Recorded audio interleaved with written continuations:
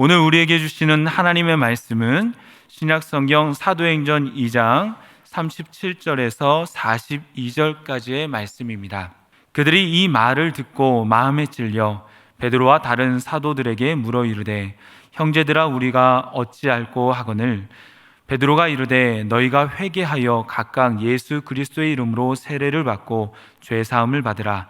그리하면 성령의 선물을 받으리니 이 약속은 너희와 너희 자녀와 모든 먼 데 사람 곧 주 우리 하나님이 얼마든지 부르시는 자들에게 하신 것이라 하고 또 여러 말로 확증하며 권하여 이르되 너희가 이 패역한 세대에서 구원을 받으라 하니 그 말을 받은 사람들은 세례를 받음에 이 날에 신도의 수가 3,000이나 더하더라. 그들이 사도의 가르침을 받아 서로 교제하고 떡을 떼며 오로지 기도하기를 힘쓰니라. 아멘. 며칠 전에 신문 기사 중에서 저의 시선을 사로잡는 제목이 있었습니다. 교회마다 미출석 성도 구하기 총력전이라는 제목의 신문 기사였습니다.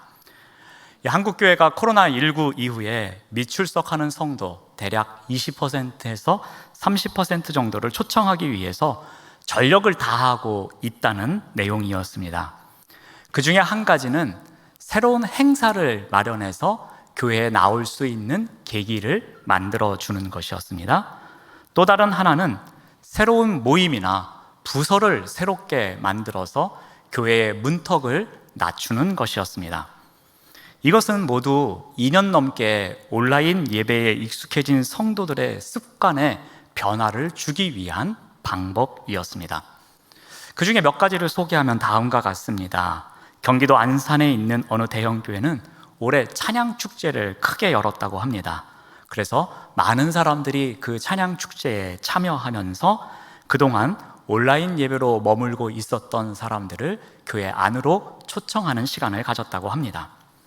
또 침례교 교단에서 영향력이 있었던 어느 한 교회는 리본 축제, 즉 다시 태어나다라는 그 영어 단어를 이 축제의 이름으로 걸고서 성도들이 이 축제에 참여하듯이 교회에 올 수 있는 장을 마련했다고 합니다. 이 잠실에 있는 합신교단의 그 가장 큰 교회 중에 하나인 그 교회는 오는 8월 11일부터 3박 4일 동안 전교인 수련회를 하기 위해서 이 남양주에 이 수련회 장소를 대여했다고 합니다.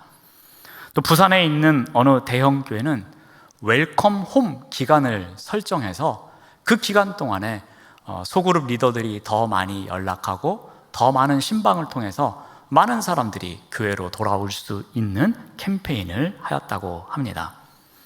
또 경기도 용인에 있는 어느 대형 교회는 라이언 일병 구하기라는 이 명칭을 사용해서 마치 영화 속의 밀러데이가 그 한 사람을 찾기 위해서 적극적으로 일을 하듯이 이 많은 사람들이 한 사람을 더 교회로 데려오기 위해서 이 프로그램에 동참하는 일이 있었다고 합니다. 또 경기도 부천에 있는 어느 교회에서는 제자리 캠페인이라고 해서 예배만이 아니라 양육과 또 모든 교육과 그리고 친교, 선교, 봉사 이 모든 것이 제자리로 돌아오는 캠페인을 했다고 합니다. 또한 새로운 모임을 통해서 출석을 장려하는 교회가 있었는데요. 특히 30대, 40대의 젊은 부부들이 교회에 나오지 않는 것을 고려해서 제자 스토리라고 해서 부모와 아이가 함께 제자 훈련을 받는 프로그램을 준비하기도 했습니다. 옥수동에 있는 어느 교회도 이 코로나 기간 동안에 젊은 부부들이 교회에 나오지를 않자 0세부터 7세까지의 아이들을 대상으로 한 이 아기 학교를 다시 새롭게 시작했다고 합니다. 제가 이 신문 기사를 꼼꼼히 읽다가 깜짝 놀란 부분이 있었습니다. 바로 이것 때문이었습니다. 캡처를 제가 해왔는데요. 영은교회라고 나오는 겁니다. 그래서 다른 교회인가 했습니다. 그때 괄호 속에 제 이름이 있는 것이었습니다. 영은교회는 다음 세대 통합부서인 꿈자람부를 새롭게 만들었다라는 기사가 실렸습니다. 저는 절대로 이 영업 비밀을 알려준 적이 없습니다. 그런데 이 신문사에서 어떻게 알았는지 이 내용을 기재했습니다. 우리 교회가 올해 미출석 성도들을 위해서 심혈을 기울이고 있는 또 하나의 프로그램이 있습니다. 올백 신방입니다. 아마도 전반기에 신방이 받으신 가정에서는 알 것이고, 아직 하반기에 계획이 되신 분들은 잘 모를 수도 있습니다. 이 올백 신방은 모든 가정을 신방하는 것입니다. 대면 신방이든 문고리 신방이든 둘 중에 하나로 신방을 진행합니다. 신방을 받을 수 있는 가정에서는 대면으로 신방을 하지만, 그런 상황이 안 되는 가정에서는 문고리에 우리 교구 목사님들이 작은 선물을 걸어두고 옵니다. 그리고 그 가정을 위해서 기도하고 또 사진을 찍어서 그 가정에게 문자로 보내줍니다. 우리의 마음을 전하는 것입니다. 그리고 작은 선물이지만 그 선물을 통해서 감동을 받고, 그 감동이 교회로 나올 수 있는 발걸음을 인도하기를 바라는 마음에서 그렇게 신방을 합니다. 엔데믹 시대를 맞이하면서 많은 교회들이 다양한 방법으로 어떻게 하면 코로나 이전의 교회로 돌아갈 수 있을까, 어떻게 하면 이전의 모습으로 회복할 수 있을까 많이 고심하고 있습니다. 그리고 다양한 방법을 통해서 한 사람이라도 더 현장의 자리로 나올 수 있도록 노력하고 있습니다. 저 또한 엔데믹 시대를 맞이하면서 어떻게 하면 우리 영흥교회가 코로나 이전의 모습으로 회복할 수 있을까 늘 고민합니다. 그런 가운데 무엇보다도 필요한 것은 교회의 본질을 다시 한번 돌아보는 것이라는 생각이 들었습니다. 그래서 이전에 읽었던 책 한 권을 다시 꺼내 들었습니다. 그 책의 제목이 바로 오늘 설교의 제목인 빈티지 교회입니다. 이 빈티지라는 단어는 라틴어에서 온 단어인데 와인과 관련된 단어였습니다. 빈티지는 이 포도 농사가 풍작을 이루었을 때 그 해에 생산된 와인에 붙여지는 명칭이었습니다. 그런데 이제는 이 빈티지를 모든 영역에서 사용하고 있습니다. 사람들은 오래되었지만 평판이 좋은 것, 그것이 자동차, 책, 가구, 시계, 핸드백, 모든 것에 이 빈티지란 단어를 사용하고 있습니다. 이 빈티지란 용어를 한마디로 정의하면 오래되어도 가치가 있는 것, 오래되어도 새로운 것, 이것을 빈티지라고 합니다. 그런데 이러한 용어를 교회에 한번 적용해 봅시다. 빈티지 교회는 어떠한 교회이겠습니까? 오래되어도 그 교회의 가치가 빛나는 교회입니다. 오래되어도 새로운 것을 추구하고 있는 교회입니다. 그러므로 빈티지 교회는 오래돼도 새로운 것을 추구하는 과정 가운데에 교회가 교회됨을, 그 가치를 빛나게 하는 곳, 그곳이 바로 빈티지 교회입니다. 우리 교회 또한 60년이 넘은 전통교회입니다. 우리 교회 역사가 오래된 것에 만족할 수 있는 연수이기도 합니다. 그렇지만 우리가 이 연수에 만족해서는 안 될 것입니다. 우리 교회가 갖고 있는 그 가치를 온전히 드러내고 있는지를 우리가 살펴보아야 할 것입니다. 오래되어도 새로운 것을 추구하고 있는 교회인지, 그래서 누구나 다 그 가치를 인정하고 있는 교회인지를 우리가 늘 돌아보아야 할 것입니다. 자, 그렇다면 어떻게 해야 우리 교회가 빈티지 교회의 역할을 감당할 수 있겠습니까? 이 책에서 교회의 정의를 이렇게 말합니다. 교회란 예수 그리스도를 주님으로 고백하는 거듭난 신자들의 공동체다. 그들은 성경에 순종하여 자격을 갖춘 지도자들 아래 조직되고 설교와 예배를 위해 정기적으로 모이며 세례와 성찬이라는 성경적인 성례를 준수하고 성령에 의해 하나가 되며 성결을 위해 훈련을 받고 하나님의 영광과 자신의 기쁨을 위해 세상에 나아가는 선교사로서 지상 계명과 지상 명령을 성취하기 위해 흩어진다라고 정의하고 있습니다. 여기에 보면 교회가 갖추어야 할 8가지 특징에 대해서 정리를 하고 있습니다. 그리고 제가 자막에서도 번호를 붙여서 여러분들이 이해하기 쉽도록 제가 준비를 했습니다. 이 조건을 갖춘 교회가 오래되어도 새로운 교회이며 새로운 것을 추구하더라도 오래전부터 가지고 오던 그 가치를 빛나게 하는 교회임을 말하고 있습니다. 그런데 이것을 크게 세 가지로 압축할 수 있습니다. 첫 번째는 교회는 누가 모이는 곳인가입니다. 두 번째로 모이는 사람들이 무엇을 하는가입니다. 그 다음으로 세 번째는 그렇다면 흩어지면 무엇을 하는 것인가라고 바꿀 수 있겠습니다. 그래서 오늘부터 해서 세 번에 걸쳐서 이 빈티지 교회라는 주제를 통해서 우리 교회가 나아가야 할 방향에 대해서 함께 고민해 보고자 합니다.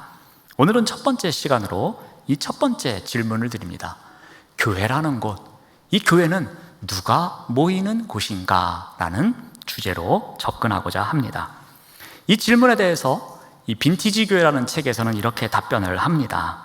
교회란 예수 그리스도를 주님으로 고백하는 거듭난 신자들의 공동체다라고 합니다. 거듭난 신자들이 모이는 곳, 그곳이 교회라는 것입니다. 그러니까 오늘 질문에 대해서 교회, 누가 모이는 곳인가? 라는 질문에 대해서 거듭난 신자들이 모이는 곳이 교회라는 것입니다. 자, 그렇다면 우리가 해결해야 될 문제가 한 가지 있습니다. 거듭난 신자가 과연 누구이냐입니다. 거듭난 신자는 과연 어떤 사람인가라는 문제에 대해서 우리가 해결을 한다면 이 질문에 대한 답변을 찾을 수 있는 것입니다. 여러분, 거듭남이라는 것은 문자 그대로 하면 어떤 의미가 있습니까? 다시 태어난다라는 뜻을 갖고 있습니다. 전에는 자기 중심적으로 살아왔습니다. 그런데 이제는 예수 그리스도의 십자가의 구원의 은혜를 경험한 이후에는, 그 은혜를 알고 난 이후에는 이전과는 다른 삶을 사는, 그것이 거듭난 신자입니다. 이전에는 주인이 자신인 삶을 살았습니다. 내 인생의 주인은 나야 라는 신념을 갖고 살았습니다. 그러나 이제는 주인이 예수 그리스도임을 알고 나자 변화된 삶을 살아가기 시작합니다. 예수 그리스도가 주인이기에 예수 그리스도의 말씀 중심으로 살아가고자 하는 변화된 삶을 추구합니다. 이러한 자가 거듭난 신자입니다. 초대교회의 중심으로 들어가 보면 이러한 거듭난 신자들이 많이 있었습니다. 오늘 본문에서도 이 거듭난 신자들이 어떤 과정을 통해서 이루어졌는지 그 과정을 우리가 알 수 있습니다. 오늘 말씀을 통해서 이 거듭난 신자들이 어떠한 자들인지를 살펴보겠습니다. 먼저 이 거듭난 신자는 생각의 전환에서 출발합니다. 그들이 베드로를 통해서 복음을 듣습니다. 그러자 어떻게 합니까? 우리 37절 말씀을 봅니다. 그들이 이 말을 듣고 마음에 찔렸다고 합니다. 십자가상에서 죽은 나사렛 예수가 주와 메시아가 되신다는 사실을 알았습니다. 베드로의 설교를 통해서 그것을 알게 되었습니다. 그러자 그들에게는 엄청난 충격으로 다가옵니다. 그래서 그들은 어떻게 합니까? 마음에 찔림이 있었다고 합니다. 여기서 찔렸다는 것은 원래의 의미는 말 발굽으로 패였다는 것을 이야기합니다. 여러분, 메마른 땅에 말 발굽에 의해서 파인 자국을 보신 적이 있으십니까? 그만큼 자신들의 마음에 이 아픔이 있었다는 것입니다. 이러한 충격은 그들의 생각에 반응을 가져온 것입니다. 이러한 충격은 그들의 생각의 전환을 가져오게 됩니다. 그분이 주와 그리스도라는 사실을 알고 나자 이전의 생각을 싹 지워버렸다는 것입니다. 새로운 생각의 지평을 열었다는 이야기입니다. 그들이 죽인 예수가 구약에서 예언한 그 메시아이심을 깨닫자 그들은 그것을 인정하고 생각을 바꿨다는 것입니다. 그런데 이러한 생각의 전환이 그렇게 쉬운 것은 아닙니다. 똑같이 복음을 들었지만 생각의 전환이 일어나지 않는 사람들도 있었습니다. 이 사도행전 7장에 보면 유대인들을 향한 스데반의 설교가 나옵니다. 그 설교를 들은 유대인들이 어떻게 반응하는가 하면은 우리 사도행전 7장 54절 말씀을 봅니다. 그들이 이 말을 듣고 마음에 찔려 그를 향하여 이를 갈거늘이라고 합니다. 사도행전 기자는 똑같이 마음에 찔려라는 단어를 사용합니다. 물론 원어적으로 사용된 것은 다른 단어입니다. 번역은 마음에 찔려로 되고 있습니다. 여기서 말하는 마음에 찔려와 우리 2장에서 살펴본 마음에 찔려는 다른 의미를 갖고 있습니다. 여기에 나오는 마음에 찔려의 원래의 의미는 톱으로 켜다라는 뜻입니다. 여러분, 톱으로 자르면은 이 나눠지지 않습니까? 그것처럼 마음이 찢어져서 아픈 상태를 나타내고 있는 것입니다. 그런데 동기가 다릅니다. 2장에 나오는 마음이 찔려는 양심의 가책을 느껴서 마음이 찔린 것이었습니다. 그런데 여기에서는 화가 나서 분노가 일어나서 마음이 찔린 것입니다. 그래서 이 부분을 세번역 성경은 이렇게 번역하고 있습니다. 사도행전 7장 54절 말씀을 보시면은 그들은 이 말을 듣고 격분했다고 합니다. 그리고 스데반에게 이를 갈았다고 합니다. 공동번역 성경은 이 부분을 화가 치밀어 올랐다고 번역하고 있습니다. 그만큼 이들의 지금 마음이 불편한 것을 나타내고 있습니다. 거듭난 신자는 어떤 자입니까? 말씀을 듣고 생각의 전환이 일어난 자입니다. 어떻게 살아야 예수님이 내 인생의 주인이신지를 깊이 묵상하며 살아가는 자, 이러한 자가 바로 거듭난 신자입니다.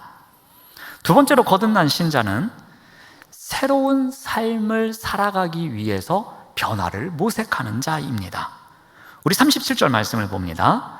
베드로와 다른 사도들에게 물어 이르되 형제들아 우리가 어찌할꼬 하거늘. 그들은 생각만 전환이 일어난 것이 아니었습니다. 생각의 전환이 일어나자 그러면 우리가 어떻게 해야 합니까? 우리가 어떻게 살아가야 합니까? 어떻게 행동해야 하는지를 묻고 있습니다. 이 질문에 대해서 베드로는 이렇게 답변합니다. 38절 말씀을 보시면은 베드로가 이르되 너희가 회개하여 각각 예수 그리스도의 이름으로 세례를 받고 죄사함을 받으라. 그리하면 성령의 선물을 받으리니 라고 합니다. 여기에는 크게 두 가지 명령이 나옵니다. 회개하라, 그리고 세례를 받으라 라는 명령이 나옵니다. 회개는 무엇입니까? 애통하는 마음을 갖는 것입니다. 그래서 과거의 삶을 청산하고 하나님께로 돌아오는 것, 이것이 바로 회개입니다. 세례는 무엇입니까? 회개의 마음, 그 믿음을 행동으로 나타내는 것입니다. 그래서 그리스도와 함께 살아가겠노라고 그 믿음의 행위를 외적으로 표현하는 것이 바로 세례입니다. 예수님의 죽으심과 함께 나의 옛사람의 모습을 내려놓고 그 주님과 함께 나의 주인이 되시는 예수 그리스도와 함께 새 사람으로 살아가겠다는 결단을 하는 것, 이것이 바로 세례입니다. 그러므로 이 회개와 세례를 합쳐서 한마디로 한다면 어떻게 표현할 수 있겠습니까? 변화된 삶을 살라는 명령입니다.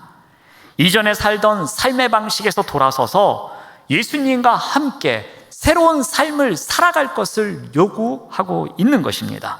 지금 베드로가 마음에 찔려서 우리가 어찌할꼬 묻고 있는 사람들에게 지금 회개와 세례를 통해서 새로운 삶의 방식을 살아갈 것을 이야기하고 있는 것입니다. 여러분, 거듭난 신자는 어떤 자입니까? 마음이 찔리는 것에만 끝나서는 안 됩니다. 거듭난 신자는 우리가 어찌할꼬 라는 고백과 함께 이 회개의 열매를 맺기 위해서 변화된 삶을 추구하는 자가 거듭난 신자입니다. 세 번째로, 이제는 생각의 전환이 일어났습니다.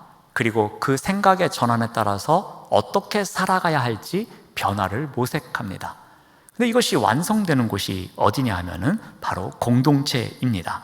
그래서 세 번째로 거듭난 신자는 교회의 일원이 됩니다. 우리 사도행전 2장 41절 말씀을 봅니다. 그 말을 받은 사람들은 세례를 받음에 이날에 신도의 수가 3,000이나 더하더라. 자, 제가 더하더라에 빨간색 글씨로 강조를 해드렸습니다. 자, 사람들이 지금 예수 그리스도가 주이심을 고백합니다. 그 말씀을 들었습니다. 마음에 찔림이 옵니다. 변화를 모색해 갑니다. 회개합니다. 세례를 받습니다. 신자가 되었습니다. 그리스도인이 되었습니다. 그리고 이러한 사람들이 3,000명이나 되었다고 성경은 기록하고 있습니다. 그래서 우리가 사도행전 2장 41절을 읽을 때마다 이 3,000명의 은혜를 받습니다. 그래서 어떻게 3,000명이 그렇게 짧은 시간에 회개하고 세례를 받으면서 교회가 부흥할 수 있을까? 야, 우리 교회도 그러면 얼마나 좋을까 하면서 이 3,000명의 우리의 시선이 늘 갑니다. 하지만 제가 보기에 이 말씀에서 가장 중요한 것은 더하더라라는 단어로 보여집니다. 왜냐하면 이 3,000명의 사람들이 모였다는 것이 중요한 것이 아니라, 이 3,000명의 사람들이 부흥되었다는 것이 중요한 것이 아니라, 이 3,000명의 사람들이 어디로 향했는지가 중요한 것입니다. 그들이 공동체에 더해졌다고 기록하고 있습니다. 예수 그리스도를 죽이는데 동조했던 사람들이었습니다. 그런데 그러한 사람들이 예수를 주와 그리스도로 영접하고 그 예수 그리스도를 믿고 세례를 받은 이후에 그들이 어디로 향했습니까? 교회로 향한 것입니다. 교회의 일원이 된 것입니다. 교회 공동체에 더해진 것이었습니다. 이 사실이 중요한 것입니다. 교회의 일원이 된 그들은 이제 어떻게 살아갑니까? 우리 42절 말씀을 보면은 그들이 사도의 가르침을 받아 서로 교제하고 떡을 떼며 오로지 기도하기를 힘썼다고 합니다. 이전의 모습과는 전혀 다른 삶을 살아가고 있습니다. 공동체의 일원이 되고 난 이들이 공동체의 목적에 따라서 살아가고 있음을 볼 수 있습니다. 여러분, 거듭난 신자는 어떤 자입니까? 바로 교회의 일원이 된 자입니다.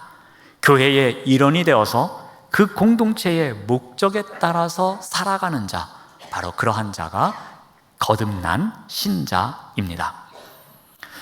누가 교회의 구성원이 되겠습니까? 그 질문에 대한 답은 지금까지 살펴본 것처럼 거듭난 신자입니다.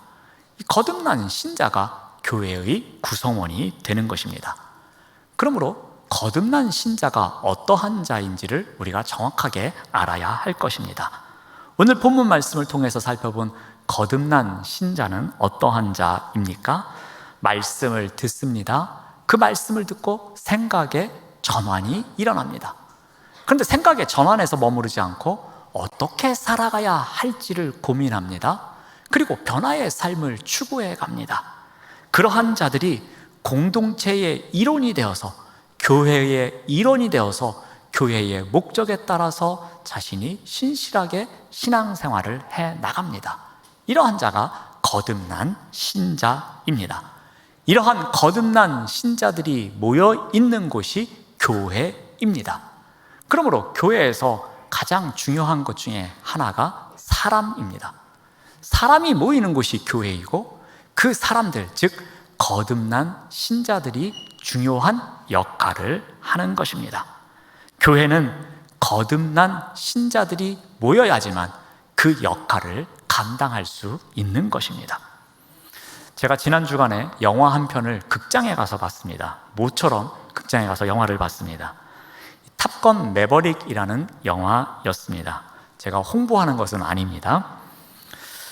이 영화의 주인공이 톰 크루즈입니다. 이 톰 크루즈는 매번 우리를 실망시키지를 않습니다.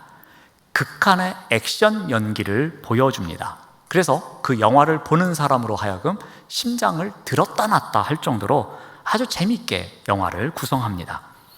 이 탑건 매버릭의 1편이라고 할 수 있는 탑건이 36년 전에 상영이 되었습니다. 36년 동안 속편이 나오지 않다가 얼마 전에 2편이 나와서 이제 극장에서 상영 중입니다. 이 영화는 해군의 전투기 조종사를 양성하는 훈련 학교인 탑건에서 일어나는 일입니다. 전설로 남은 독불 장군인 이 매버릭이라는 사람이 이 탑건의 교관으로 복귀하면서 이 영화는 시작이 됩니다. 그곳에서 젊은 이 생도들을 가르치면서 하나의 팀을 이뤄가는 과정을 다루고 있습니다. 그런데 이 영화에서 제가 관심이 가는 부분이 있었습니다. 하나의 대사가 반복해서 나오고 있었습니다. 이 매버릭이 이끄는 팀이 새로운 임무가 주어집니다. 근데 매버릭은 이 임무를 완수하기 위해서 팀원들을 열심히 훈련시킵니다. 이 팀원들은 훈련을 시작하면서 자기들이 조종해야 되는 전투기가 이 임무를 완수할 수 없음을 알았습니다. 그래서 매버릭에게 질문을 합니다. 그러자 매버릭이 답하기를 이렇게 말합니다. 중요한 건 전투기가 아니야, 파일럿이야 라고 답합니다. 또 장면이 바뀝니다. 옛 기종의 전투기를 두 사람이 조종하게 가고 있습니다. 5세대 전투기와 전투를 해야 되는 상황입니다. 그것도 상대편 전투기가 2대입니다. 절대로 이길 수 없는 전투입니다. 그래서 상대방과의 전투를 포기하려고 하는 순간입니다. 그때 한 사람이 이렇게 말합니다. 중요한 건 전투기가 아니야, 파일럿이야. 그러니 한번 해보자고 이야기합니다. 여러분, 이 대사가 갖고 있는 메시지가 무엇이겠습니까? 저는 이런 생각이 듭니다. 중요한 건 기계가 아니라 사람이라는 메시지입니다. 이것을 입증하는 것이 이 영화라고 생각됩니다. 실제 톰 크루즈는 이것을 입증해 보였습니다. 영화 제작 과정에서 기계가 중요한 것이 아니라 사람이 중요한 것을 보여줍니다. 그리고 그 철학을 이 대사 가운데 담고 있는 것이었습니다. 요즘은 영화 제작 과정 가운데에서 이 컴퓨터 그래픽의 기술이 워낙 발전해서 절대로 위험한 액션씬을 찍을 필요가 없습니다. 컴퓨터 그래픽으로 똑같이 재현해낼 수가 있습니다. 하지만 톰 크루즈는 영화를 제작할 때마다 컴퓨터 그래픽의 힘을 빌리지 않습니다. 직접 액션 장면을 연출해냅니다. 그리고 대역 배우를 사용하지도 않습니다. 그는 컴퓨터 그래픽의 도움을 받기보다 실제로 사람들이 몸을 부딪히면서 만들어내는 영화가 진짜 영화라는 철학을 갖고 있습니다. 그 영화만이 진짜 내용을 전달할 수 있다는 것입니다. 아무리 컴퓨터 그래픽의 기술이 발전했다고 하더라도 아직은 사람이 중요함을 영화 속에서 늘 이야기하고 있습니다. 그래서 톰 크루즈가 만든 영화를 사람들은 빈티지 영화라고 이야기하기도 합니다. 그런데 저는 이 원리가 교회에도 똑같다고 생각을 합니다. 교회에도 중요한 것은 사람입니다. 코로나 팬데믹 때문에 보편화된 것이 있습니다. 그것이 무엇이겠습니까? 바로 온라인 예배입니다. 온라인 예배는 여러분들도 경험해 보셨겠지만 너무나도 편안합니다. 그리고 가능하면 온라인 예배 드리는 게 더 좋다는 생각을 하는 경우도 있습니다. 온라인 예배는 현대 기술이 우리에게 선물해 준 최고의 축복이기도 합니다. 온라인 예배를 통해서 다양한 콘텐츠를 제공받을 수 있습니다. 전국의 유명한 교회의 목사님들의 설교를 시간대별로 돌아가면서 풍성하게 누릴 수도 있습니다. 우리의 눈과 우리의 귀와 우리의 마음을 호강시켜주는 것이기도 합니다. 하지만 이것이 예배의 전부는 아니라고 생각합니다. 영상의 다양성, 영상의 탁월성, 우리 교회에도 필요한 기술입니다. 그러나 그 기술보다 앞서야 하는 것이 있습니다. 그 기술보다 중요한 것이 있습니다. 사람들이 몸을 부딪히며 만들어내는 예배입니다. 영상을 만드는 기술이 아무리 뛰어난다고 할지라도 몸을 부딪히며 만들어내는 예배를 따라잡을 수 없다고 생각합니다. 영상을 만드는 기술이 아무리 발전할지라도 우리의 순수한 신앙에 감동을 더하는 예배를 저는 따라잡을 수 없을 것이라고 생각합니다. 언젠가는 목사 대신에 AI가 설교하는 날이 올지도 모르겠습니다. 마치 요즘 식당 가면 키오스크에서 메뉴를 고르듯이 내가 예배를 드릴 때 AI를 통해서 어떠한 예배를 드릴지 선택하는 날이 올지도 모르겠습니다. AI가 물어봅니다. 현재 마음이 어떠하십니까? 매우 우울합니다. 그러면 설교를 몇 분으로 할까요? 우울하니까 5분만 해주십시오. 선택할 수도 있습니다. 원하는 목소리가 있으십니까? 제가 좋아하는 목사님이 있었는데 그 목소리를 듣고 싶습니다. 그러면 그 목소리로 아주 최적의 설교를 원하는 시간만큼 원하는 내용을 통해서 나의 감정 상태를 해결해주는 그런 설교가 펼쳐지는 세상이 올지도 모르겠습니다. 이미 비슷한 일들이 진행되고 있는 곳도 있습니다. 제가 정기 구독하고 있는 어느 기독교 잡지에서 광고 카피가 이러합니다. 시대를 앞서가던 대표적 복음주의자, 우리가 사랑하는 하용조 목사님의 목소리를 정성 들여 AI 기술로 복원했습니다. 하용조 목사님의 목소리로 우리말 성경을 들으며 하나님이 주시는 감동을 더욱 진하게 느껴보세요 라는 광고 카피였습니다. 그러면서 진하게를 진한 글씨로 광고를 합니다. 제가 절대로 이것을 비난하는 것은 아닙니다. 그렇지만 본질이 무엇인지를 우리가 돌아보아야 할 것입니다. 여러분, 교회에는 빈티지가 있어야 합니다. 교회를 구성하는 사람의 온기가 있어야 합니다. 몸으로 부딪히며 만들어내는 땀과 눈물이 있어야 합니다. 그 온기를 품은 자들이 모여서 함께 예배하는 곳이 바로 교회입니다. 그 교회는 오래되어도 가치가 빛날 것이며 그 교회는 오래되어도 새로운 것을 추구하며 주님께서 원하시는 교회의 모습을 만들어 갈 것입니다. 사랑하는 여러분, 그 일을 누가 합니까? 교회의 구성원인 우리가 하는 것입니다. 모이는 우리가 그러한 교회를 만들어 가는 것입니다. 예배의 자리로 모여서 함께 몸을 부딪히는 예배를 통해서 우리가 빈티지 교회를 만들어 가는 것입니다. 그러한 일에 귀하게 쓰임받는 우리 모두가 되시기를 바랍니다. 기도하겠습니다. 하나님 감사합니다. 코로나 팬데믹을 지나 엔데믹 시대를 맞이하는 이때에 교회의 회복을 위해서 간절히 기도합니다.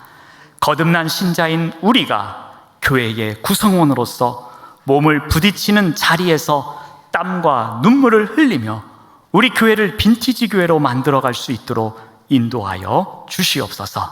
예수님의 이름으로 기도드립니다. 아멘.